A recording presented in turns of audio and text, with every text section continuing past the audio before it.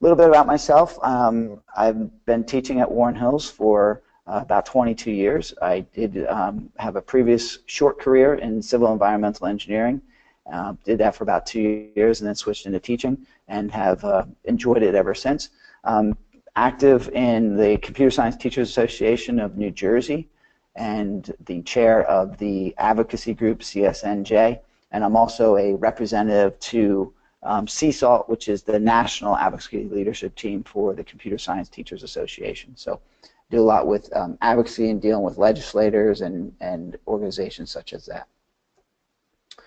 So just real quick, if we can just start the discussion here, if each of you would just go on and say who you are, what your name is, your school, what you teach, and something you maybe hope to get out of this webinar. So you want to start with my friend Gary there.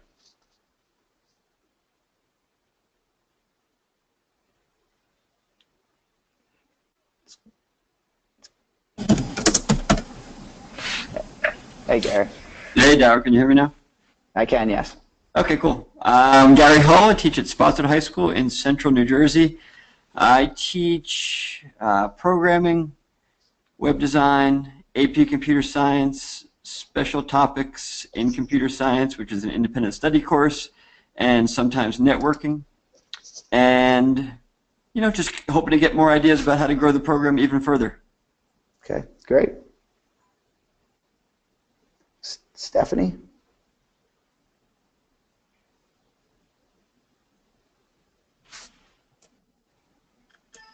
We go. Hold on. Can you hear me? I can now, yes. Okay. So I'm Stephanie. I teach computer coding at Harrington Middle School in Mount Laurel, and for 8th graders. So it's a cycle course. I get them every day for a total of 1 quarter, around 45 days. What I'm hoping to get out of this webinar is just learning more about. This is my first year teaching. So I went to the College of New Jersey. I was an iSTEM major. So this is computer science is completely new for me, but I'm loving every bit of it. So I'm just trying to get more and more information so I can best meet the needs of my students and encourage them to go into this field. Good, good. What language are you using for teaching them? Currently, we're doing HTML and CSS, and my goal at the end of the quarter is them to code their own web Weebly, so they embed the code. So they make it on Code Academy, and then they embed it on, so then they can launch it live, and they love it. But I want to just do more things, though, more interactive things. Good, good. So we have one-to-one laptops. I'm like, I want to do more, so. Great, great. Well, hopefully we'll give you some ideas. If at any point you have questions, just jump in. No, I'm glad this unmuting thing is working because it wasn't working last time. So. Good. All right. By the way, I've been the one who's unmuting you guys. So let me know if you're able to kind of mute your microphone and then unmute it. Otherwise, I'll keep clicking on your microphone. Oh, that's cool. Okay. All right. So, Stephanie, why don't you try to mute it, and William, why don't you try to unmute it? There you go. That works, Steph. Okay, I'm going to unmute Will.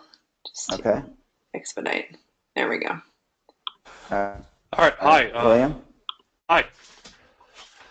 Bill Curzius from Manville High School, and we are in our 2nd year of a computer science program and just looking to get some new ideas. Okay. And what classes are you teaching? Along with computer science, we do have I'm teaching a video game development course, and I'm also teaching Algebra 1, so kind of split between departments. What are you doing with the computer science course? We're working under the Think Java book by Alan Downey. Okay, good. All right, great. So again, please jump in anytime that you have questions with any of this. Yeah, just use just a little bit. Jump in, Darryl, but just use your little hand signal because I know some of you said you're kind of stuck in the muted position. So, just give me a hand signal and I'll unmute you. Another thing I wanted to say, Darryl is the most humble person ever. So he's not going to tell you about all of the awards that he has won for the wonderful work that he does. This past summer, he was flown out to California to receive the Advocate of the Year award Was that CSTA only, or was that also CSALT, Daryl? Well, CSALT is part of CSTA, so yeah, okay. There's the gotcha. Yeah. He's also the NC WIT 2016 NJ Educator awardee for encouraging girls in STEM, and I'm sure there's many others that I don't have on my list. So he really is very good at what he does. So feel free to pick his brain. Okay. All right. Thank you, Laura. Thank you, Laura. I guess. All right. So let's go here. So advocacy. This is really where I focus a lot of my attention. And what we can be advocates is we can be advocates in the classroom. We can be advocates in the school, in the district, community, state, or nation. And what's basically happened to me is I've moved up that ladder as we've gone along. But it really starts in the classroom, and it all starts with the idea of an elevator speech. And an elevator speech is to basically tell people, if you have 30 seconds or 2 minutes or whatever it might be, why should we have computer science in our schools? Why should we have it in our classroom? Why should your students take it? Why should the parents encourage the students to take it? So we're going to do some stuff with some elevator speech. Just a real quick with my journey, I started as a civil engineer and went to a math teacher. The one question I got all the time with math is, where are we going to use this? And I switched to computer science and was doing half and half there. And in my years of teaching computer science, I've never been asked that question, where are we going to use this? That's one of the best things about it. In about sometime in 2006, 2009, my philosophy of teaching computer science changed a little bit. I used to just teach it because I was teaching coding, but then I realized it was much bigger than that, and that everybody should be taking computer science, and we're teaching a way of thinking. And it really opened the doors when I was just not focusing on certain kids. Basically, my elevator speeches expanded to say, I'd ask the kids, what are you studying? What do you want to study in college? And then I'd find a way to say, oh, well, then you should take computer science because it's going to be helpful in those ways. And I definitely got involved with advocacy. I kicked it up beyond the school in about 2012. We've seen a lot of changes in New Jersey since that time. It's been a really, really exciting time. There's a lot going on, and we have a lot going to go on in the future. We're making some inroads into some areas. So we can talk about that maybe later if we get some time. So I'm going to do 4 quick slides on my philosophy of computer science education. The first thing is to not be afraid if you're not an expert, because I'm actually not an expert. By the time my kids graduate from computer science at my high school and they've taken 3 or 4 of my classes, they have done more programming than I've done in my life, and they often know more than I do. My skills is just in teaching problem solving and teaching them how to think. But when it comes to computer science, my job is to simply to inspire them and get them excited and point them in the right direction. And then I pass them off to the experts, and those experts are the college teachers and the ones at the next level. So the first thing is we don't have to be an expert in computer science to teach high school computer science. The second thing is that computer science is not just for those who want to study computer science. Everybody should be taking computer science, and it's especially true of anybody going into a STEM career. I have a bunch of kids that are going into engineering and other things, and computer science is teaching that logical thinking that they're going to need. And actually, the key term that everybody needs to know today in computer science is computational thinking. And my short definition of computational thinking, and there's a much bigger definition, but my short definition of computational thinking is, how do you use computers to solve problems? That is needed in every field. If you're going into medicine, you're going to use computers to solve problems. If you're going into accounting, the highest paid accountants are forensic accountants, and they're the ones that can use the computers to solve the problems. If you're going into engineering or any field that you're going into, you're going to need computational thinking. So computational thinking is a term that you definitely need to, be saying and using quite often. The third philosophy I have is that we need to provide all students an opportunity to take computer science. Unfortunately, in this country and in this state, there are many students that do not have an opportunity to take computer science. Actually, on the national scale, it's probably 75% of students can't have a computer science class. I've had some conversations with teachers in states such as Wyoming and some other states, and they believe that there's only maybe a dozen schools in the state that even offer computer science. New Jersey, we're a little bit more fortunate. We do have more schools that offer it. We don't know the exact statistics, but my guess is we're around 50%, maybe a little bit higher, that offer computer science.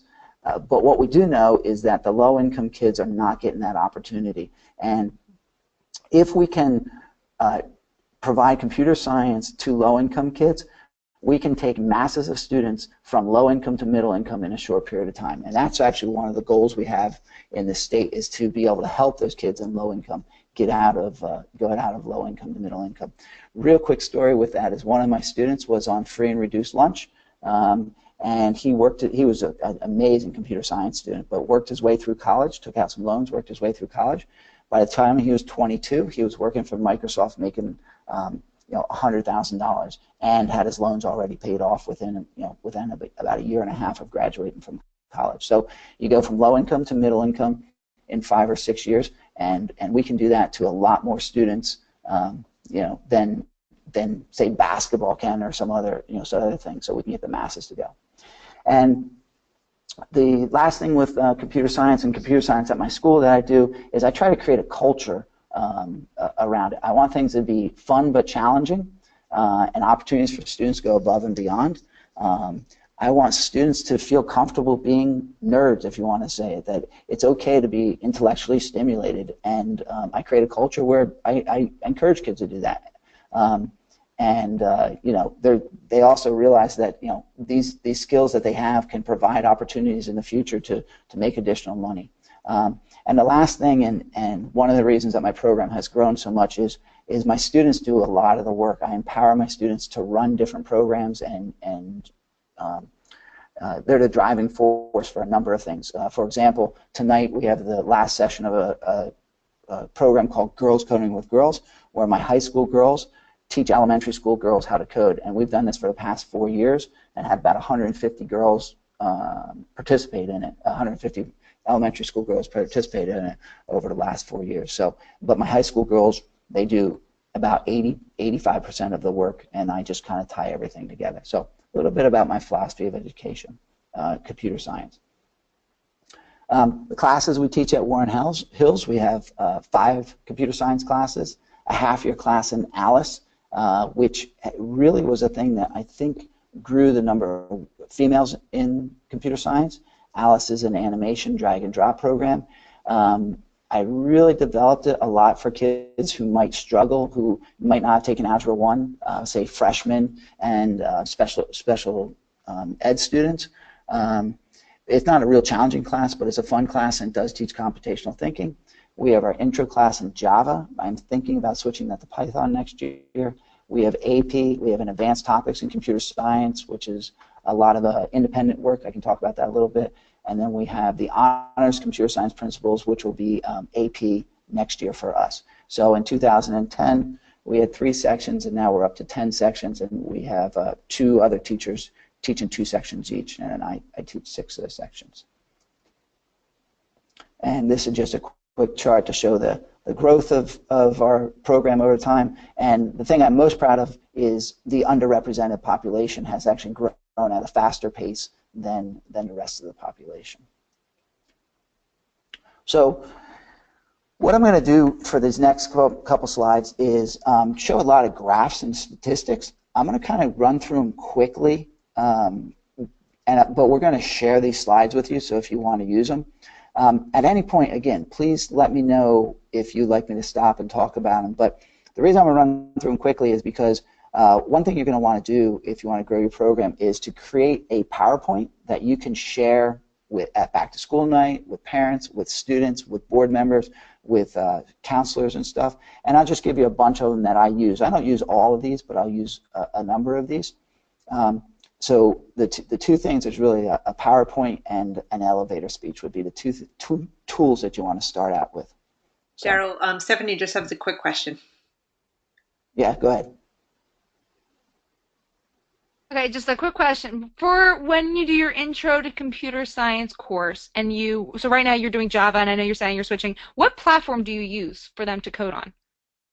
So we do it on Eclipse. I think if I were to make a recommendation to a new teacher, I'd probably start on BlueJ. Oh, I've never heard of that.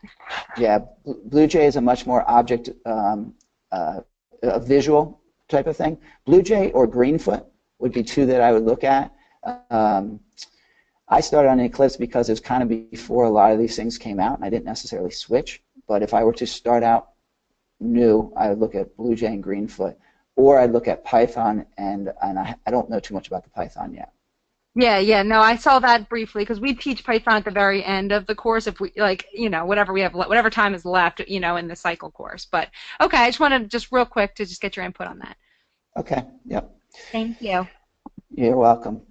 So, so I guess I kind of said this is I think enthusiasm and statistics are a powerful combination. So have that elevator speech and have a PowerPoint ready that you can share at any time, anywhere. I'll be in the grocery store and I'll run into a parent and I'll talk about, okay, here's why you can study computer science, and here's the opportunities, here's the great things our students are doing.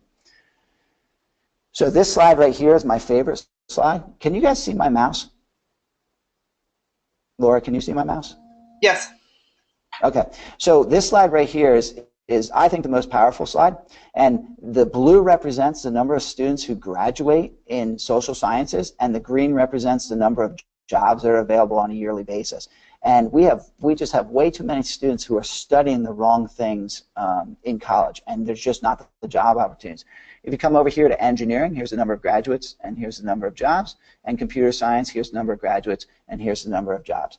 This slide right here really gets parents in particular and say, wow, that's, we have to push our kids in the right direction, where there are job opportunities. So great slide to start any PowerPoint presentation with. Many of you have seen this slide, but by 2020, there will be 1 million more jobs in computing than there are qualified candidates in America. Companies such as Microsoft and Google are having more luck bringing people in under the STEM immigration laws than they are finding qualified people in America to teach the things. So, there's going to be a lot of job opportunities. And actually, right now, there are currently 500,000 open computing jobs in America that we need to fill. So, if we're preparing kids, if our job as high school teachers is to prepare kids for life beyond high school, then they really should be taking some computer science classes and computing classes. Just another statistic that you can see that projected jobs through 2014 in STEM, 76% of the STEM jobs are going to be in computing.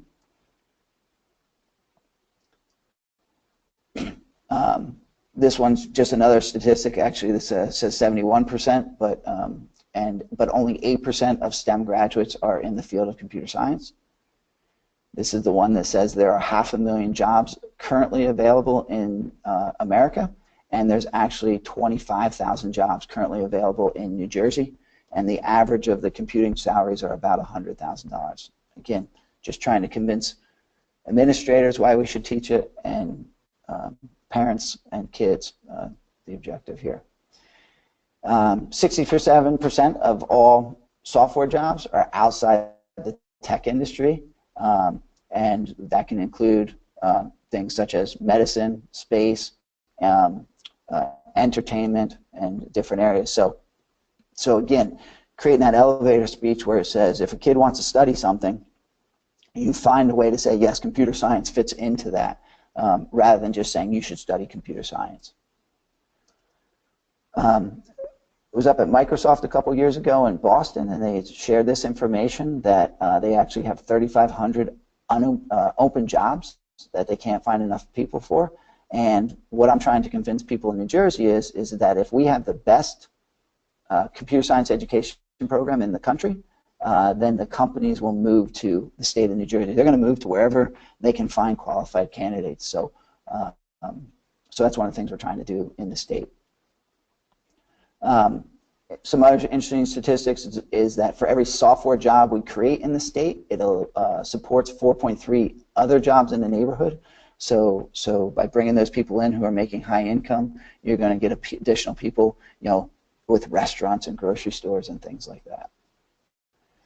New Jersey right now only has enough people to fill 33% of the new jobs each year graduating in computer science. So that's kind of where we are with those statistics. I'm going to stop there. Is there questions or anybody want to make comment on any of those? Gary, it says I have muted your microphone, so I'm just going to go ahead and unmute it. But if you don't want it live, I think you can mute it yourself, and then you'll have control from here on in. Okay. Okay, state of computer science education. Again, this is coming from code.org, where we find that only 1 in 4 schools teach computer programming. The interesting thing is 3 years ago when code.org started, that was 1 in 10. So we've made a lot of progress in the last 4 years, but there's still a lot of progress to go. As I said earlier, I believe New Jersey is ahead of many of the other schools in that regards. Oh, my slide's off here a little bit. But computer science has been the fastest growing exam over the last 10 years. It has been either number 1 or number 2 fastest growing exam over the last 5 years. The only reason it's number 2 in 2015 is because they added a new physics exam, and there was a lot of students who transferred over to the physics exam. But then we were back to number 1 this year. I couldn't find the exact statistics from this year, but it did say we had over 50,000 took it this year, and we were back to number 1. Oops, wrong way, sorry. Just a little bit about computer science in New Jersey. The AP Computer Science classes, only 21% of the high schools in New Jersey offer the AP Computer Science, which is less than half a percent, or I'm sorry, less than 0.5% of the students in New Jersey are taking the AP Computer Science exam. And the percentage of students who are females taking is only 20%, 3% black, and 8% Hispanic. So that's kind of disturbing. If you think about the entire state of New Jersey, you only have 59 black students taking the AP Computer Science exam. And it goes back to that idea that we want to have opportunity for all students, and it's not necessarily happening. So.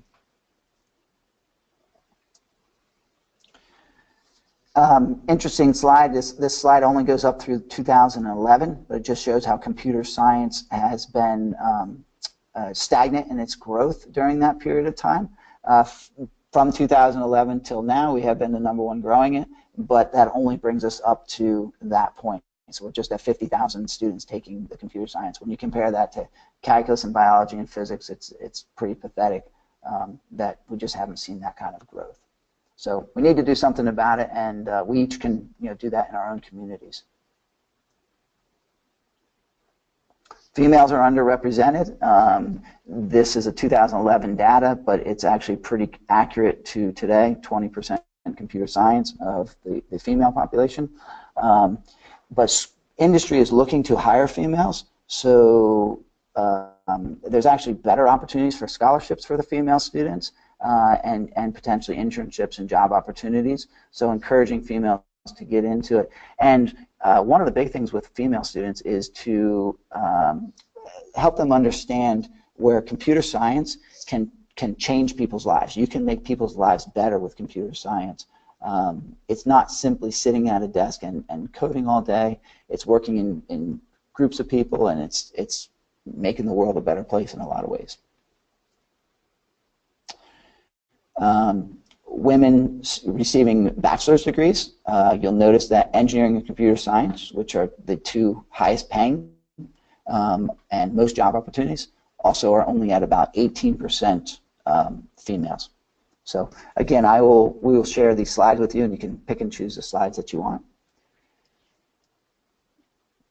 This one is from code.org, and there's actually less females than there was in 2003 taking computer science. Well, we made some rebounds, and we're making some growth, but we still have a long way to go. Okay, so before I get into Warren Hills and some advocacy at Warren Hills, are there any questions, comments?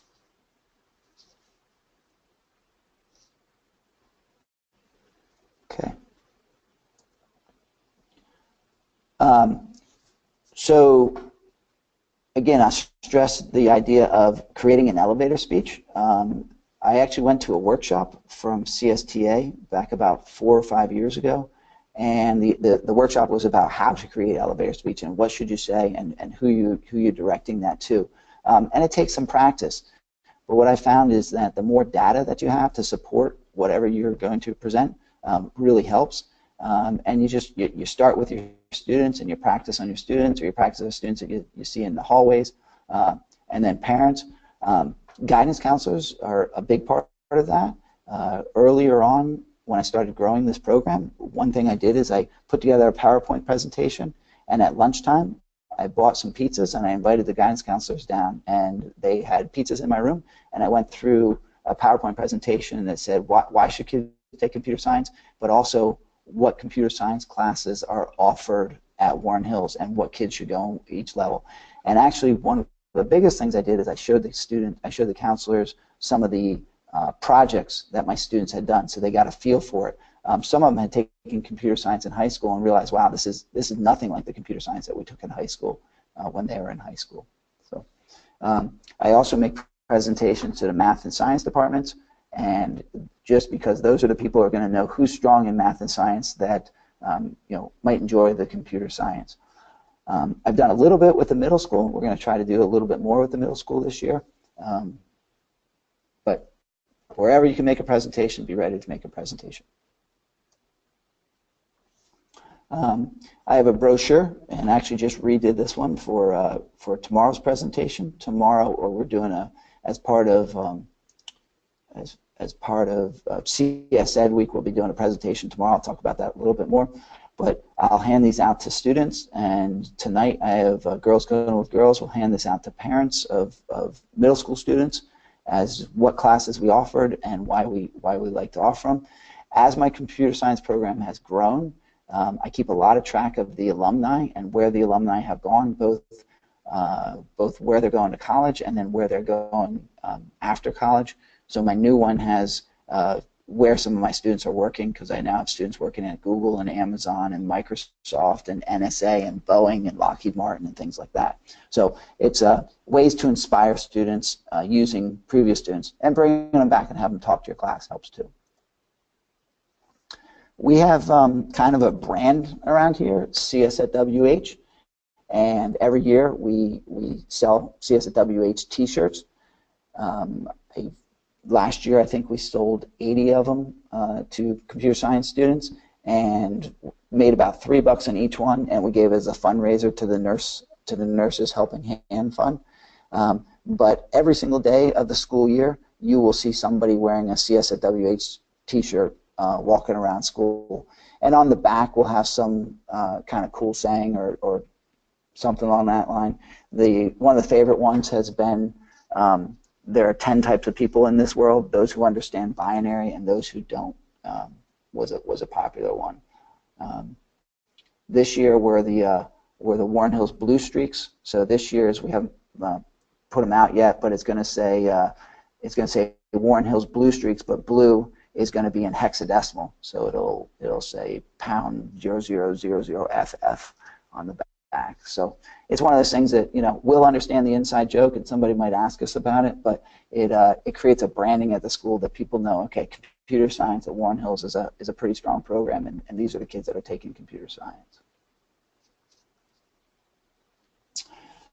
So this has been one of the best things. Is my Intro to Computer Science class is a lot of fun. It's a great class, and even with doing it in Java, by the end of the year, my students are able to make some great applets, and this has just gotten better every single year. When it first started out, they were just doing kind of like a postcard, but my students would learn a little bit, and they'd teach me, and then the next year I was that much smarter, and would show the next kids, and then they would raise the bar, and every year I would show the best ones from the year before, and that kind of set the bar, and then the kids would go a little bit higher, and then the next year to go a little bit higher, and so forth. So at the end of the year, we have the Applet Awards, and I give away, like 3 or 4 awards per class. And what I also do is I have all the kids set up their computers in a classroom, and during that day, I invite all my students to stop in for 10 minutes and play all the games for the other kids and vote on the best one. So typically during that period, I'll have about 50 kids in and out of my room looking at each other's Applet Awards. And I'll do that 2 or 3 periods a day, whatever periods I teach the Intro to Computer Science class. And so one is kids are really proud of it. Two is they try to go as the best that they can because they know other people are going to be looking at it. And then three is the following year when I do what I call my library showcase, I can use their applets to show other kids. So tomorrow we're having our library showcase, and my advanced topic kids have picked out their 20 favorite applets, and they're going to set them up on computers throughout the library so that we have 600 kids tomorrow going to be seeing the library showcase, 100 kids per period, and they'll all be walking around playing with the applets and seeing some of the different things they're doing.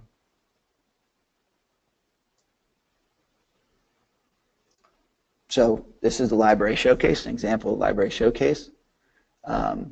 It's led by my advanced topic students. So these are students who have had for my third year. It used to be led by my AP students before I had this advanced topics class. And we will do it all 6 periods, as I said, 100 kids per period. And they're just going to basically tell the students what is computer science, what is computer science at Warren Hills, and check out these cool things that we've made that you can make too.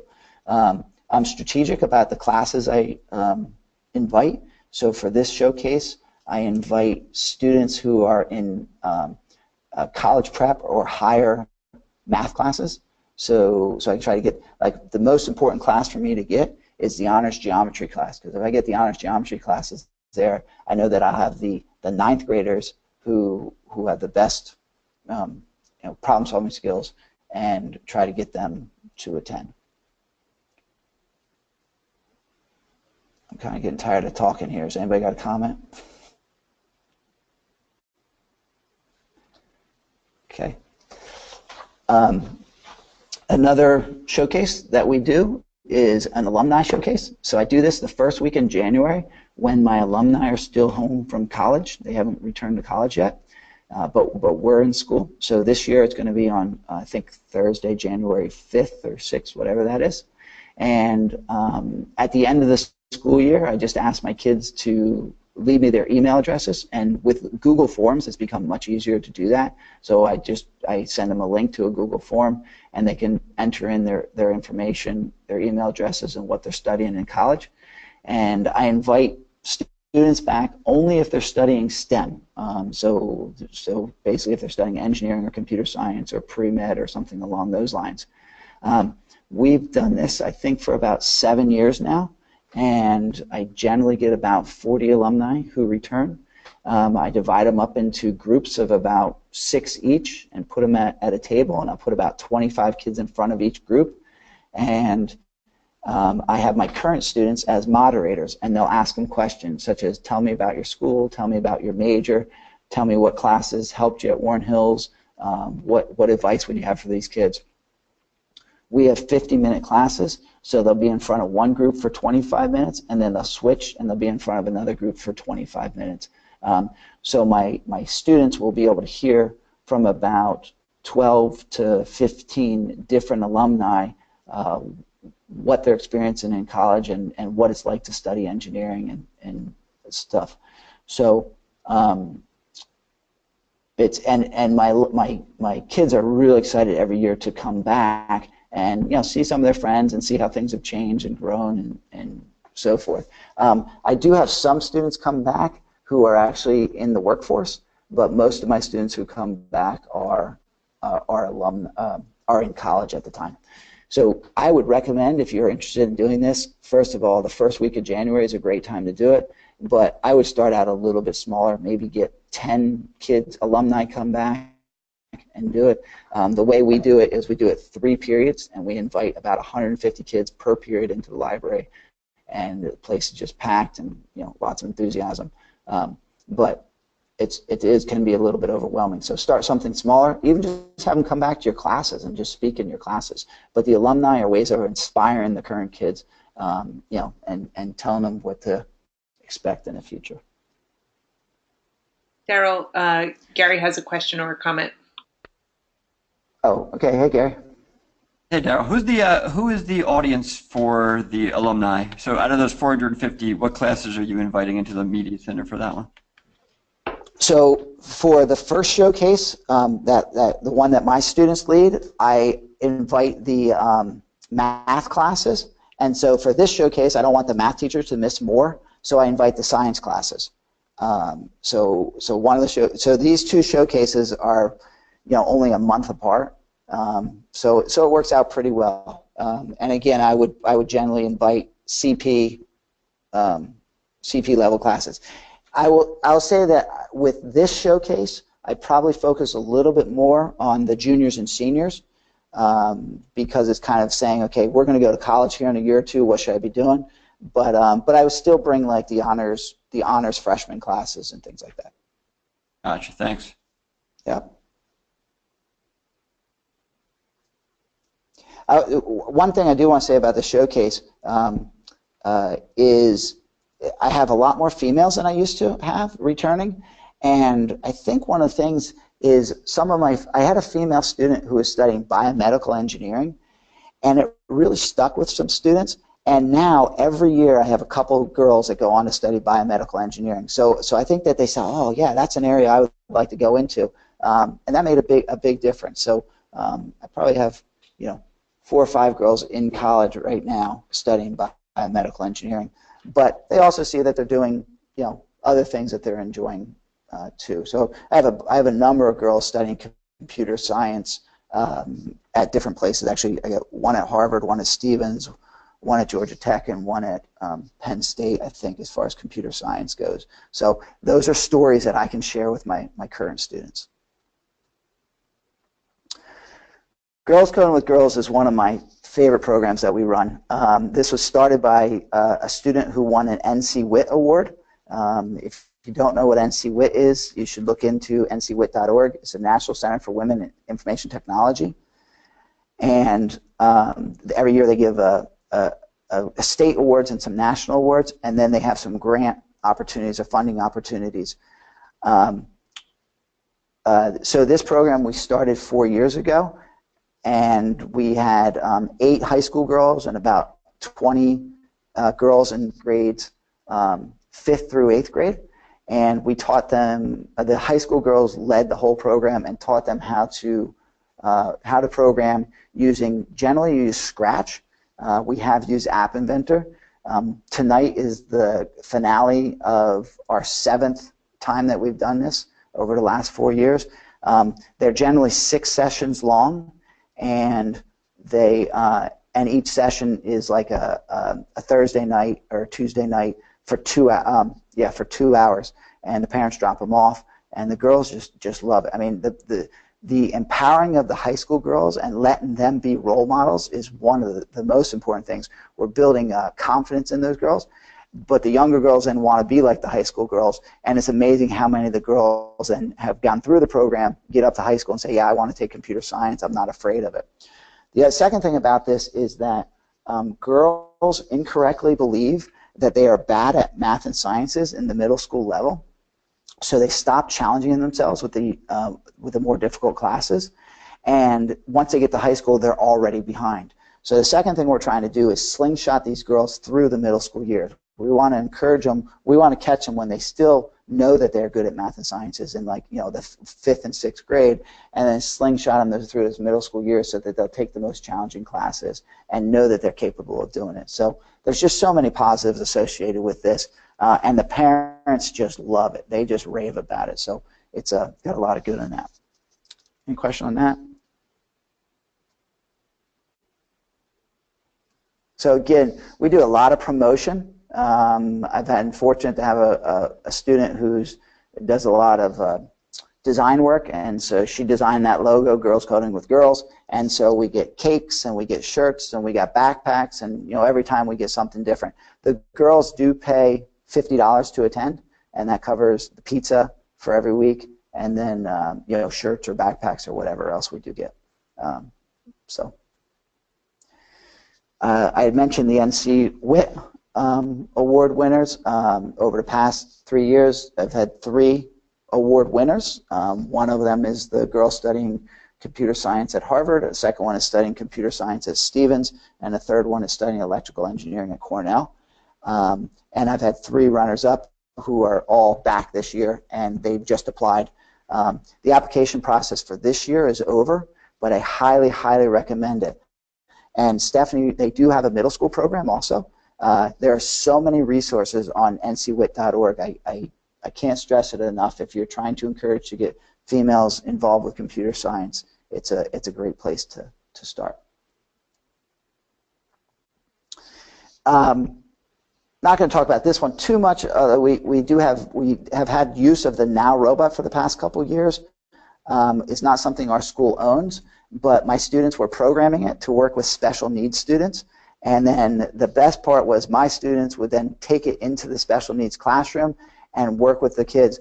So the programming was, yeah, it was okay, but the building of relationships with other kids, and for my kids to understand that the skills that they have can make the lives of other people better, was the best part of it. So the Now robot, unfortunately this year the robot hasn't been working properly, and the other school that owns it still has it in for repairs. We haven't used it this year, but the past 3 years we did use it. And the student on the right-hand side actually got a recognition from Governor Christie's wife for some of the work he was doing on it and sharing with some of the other kids. But Now robot's amazing, but it's expensive too, so only if you can get a grant for it. My students are involved with the FIRST Robotics competition, so we do a lot with that. I work a lot with the programming team, and they do program it in Java. So they're taking the stuff that they learn in class and they're taking it to the next level. They're taking it above my level. You know, I could sit there and kind of understand what they're doing, but I don't spend the time to figure out all the things that they're doing. So it's a great thing to do. It is a tremendous amount of time commitment, and it is actually quite expensive. They do have different levels. This is the top level, the FRC, but they do have some levels that are a little bit lower, including the Lego robots. So against middle school and early high school can work with the Lego robot competition. I like to promote excellence. So one of the ways that I promote excellence is by all students who get a 4 or 5 on my AP exam, I have their names hanging on the bulletin board in the front of my room. And that goes all the way back to 2002. So you can go back and somebody can see that my brother got a 4 and I'm going to try to shoot it for a 5 to beat my brother and all this other stuff. So you have all these names hanging in front of the room. And then my alumni, when they come back, one of the first things they want to do is go in the room and see their name on the bulletin board, because they know that people will be looking at it in future years. So again, celebrating excellence. Encourage your students to go to hackathons, which are 24-hour competitions, and they'll get the chance to work with mentors. A lot of times they're college students. This one was a great one. It's called Hack BCA. It's completely free, and it's for high school students only, and it's a 24-hour hackathon.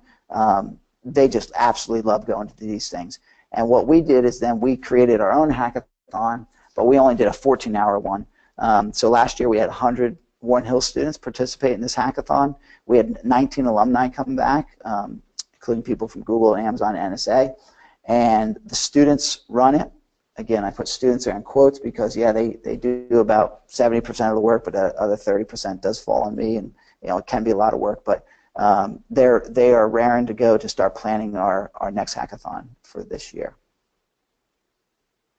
Dower, for anybody who's interested, there's a conference in Princeton this weekend on Saturday. It's called Ignite STEM, and they're going to be talking about hackathons and makerspaces, et cetera, and how to get them set up at your school. And I know they're still looking for people, so I don't know what the web address is, but if you just search Ignite STEM Princeton, if anybody is free. Do you know who's running that, Gary?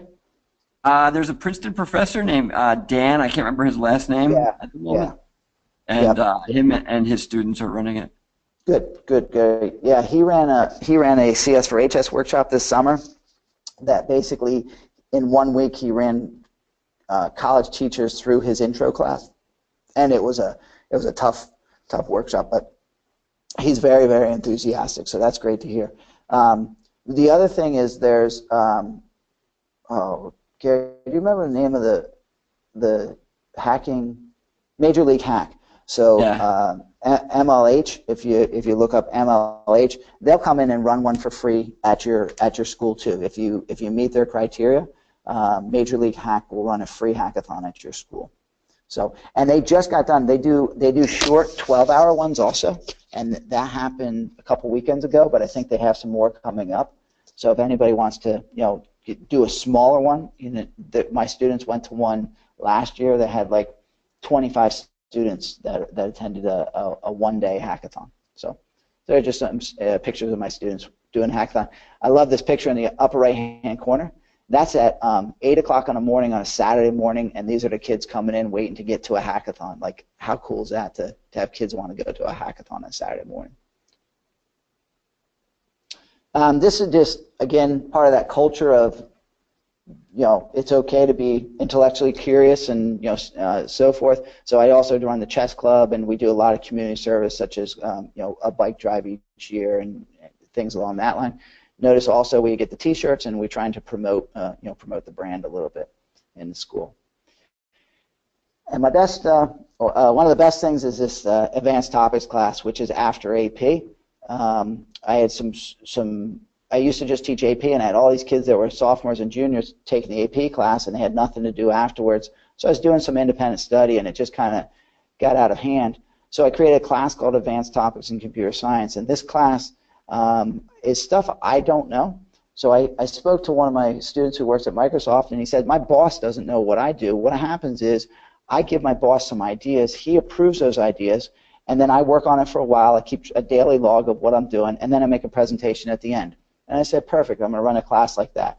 So we start the class out with 5-day learning modules where the kids work with a partner on something they pick. They do a write-up, they keep a track of it, and then they present what they did.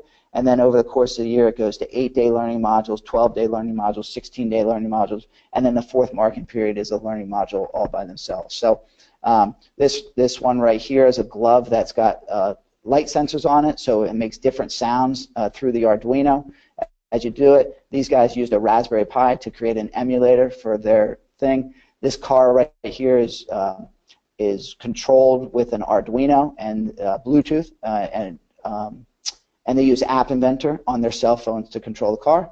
And this is a whiteboard that they created using a Wii remote. So it's just a Wii remote. And this right here has an infrared, they took a pen and put an infrared light on the end of it. So they basically created a whiteboard for the cost of a Wii remote.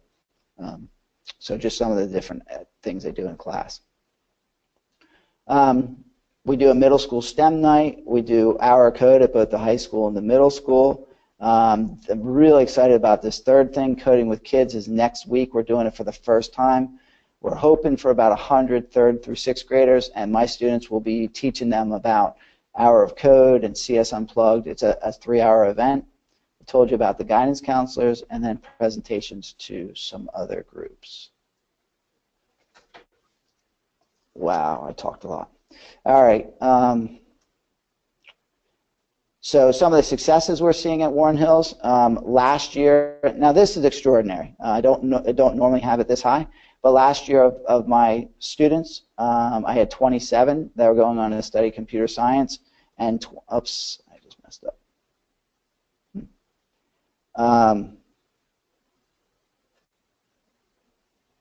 27 going on to study computer science and 29 going on to study engineering, which represents this percentage of the graduating class compared to the national average for freshmen in college. So we had some success with the computer science. Again, when you're talking to your administration and they see things like this, they support everything I do. They're wonderful that way. And so it just kind of builds upon itself. Next year, I'm not going to have this kind of success. That was an extraordinary class, but we'll still be quite a bit above national average. So again, statistics really can help your cause a lot.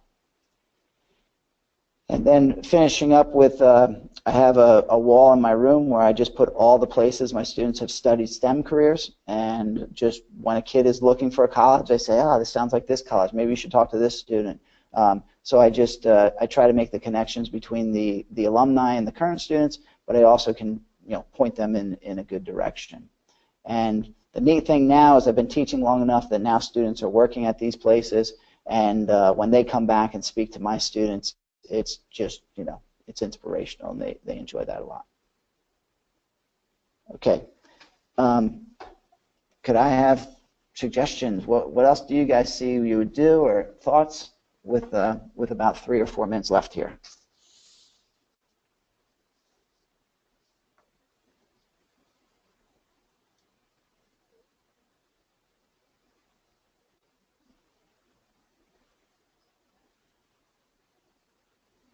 So for the teachers that are new into teaching computer science, I hope that was helpful to you guys. I know Gary's been doing doing a lot of these things and has really grown his program over time. I don't know, Gary, if you want to share any additional things that you do. I stole most of my good ideas from you. So I have guidance presentations. I do a lot of hour of code stuff, presentations to anybody who will listen.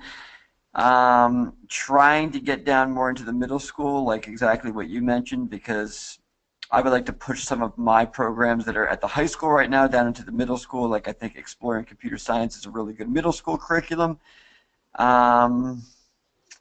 We do a gaming tournament, which is mostly used as a fundraiser for our Hackspace Club, but the gaming tournament has been pretty successful. We had a lot of kids come out. I think 64 kids come out last year, with about 30 or 40 kids coming out just to watch people play games. So that was a really good fundraiser. But yeah, just more of the same. I mean, there's hundreds of conferences and seminars and presentations like this, or physical things that you could go to that happen every year. So you just got to try and look out for things. It's tough to kind of keep track of everything that's happening, especially when you're busy. But that's the one way that you can grow your program. Gary just brought up a good point, and I think I actually forgot to add this slide about professional development in here. But over the course of this year, I've probably gone to, I'm going to say, 4 different professional development conferences. Some of them is as long as a week long, and some of them just one day. And none of those conferences did I have to pay anything for. And most of those conferences, I actually got a stipend to help cover travel costs and things like that. Right now, they are such need for computer science teachers that there's just tremendous opportunities. And this is where it all started. Actually, one of the first things I went to was a CS for HS at Carnegie Mellon. And I saw, wow, they're gonna pay for me to go to Carnegie Mellon and see about computer science. I was all excited. And this is about 15. This is probably about 10 years ago or so.